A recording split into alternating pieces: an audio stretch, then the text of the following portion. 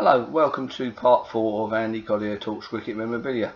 It's been a funny old week. Those of you expecting an interview with Roger Packham, unfortunately his car is terminally ill and he hasn't got it back yet, so whether he's going to get another one or not I don't know, so that's in the future.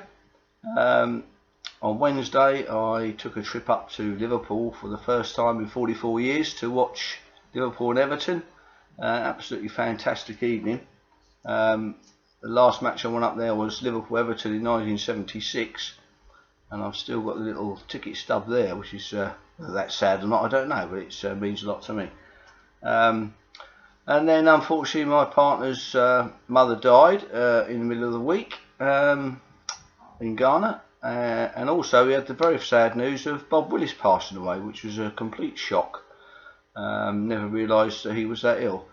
Anyway, my memories of Bob Willis are strong, with the 81 Ashes series obviously, and also I was fortunate enough to go to Australia 82-3 when he was captain of England, and some brilliant captaincy in the Melbourne Test where he held off Botham right to the last minute, and Botham came on and broke the partnership of Thompson and Border when Tevere dropped the ball, and Jeff Miller fortunately was there to back up and catch the ball. So that was a fantastic trip to Australia for us. Unfortunately the next test was a draw when Bob famously threw down the wickets in the first over, and Mel Johnson, even though Dyson was about 5 yards out, gave him not out.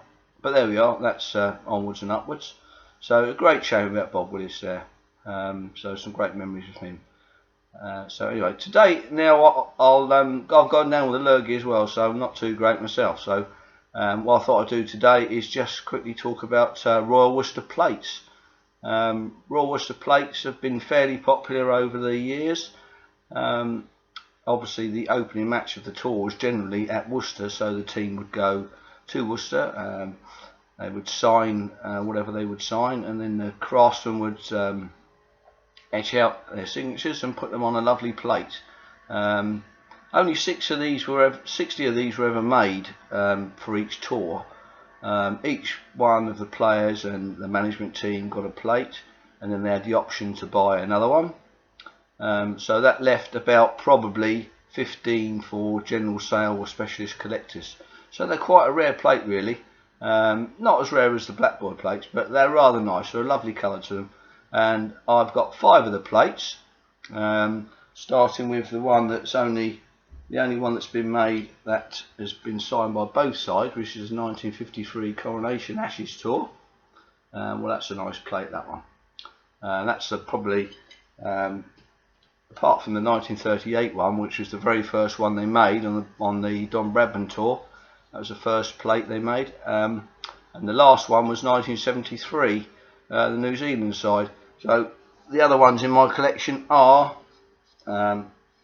56 Australians. Some of them have got this gold rim around the edge. They've got lovely gold writing for the signatures.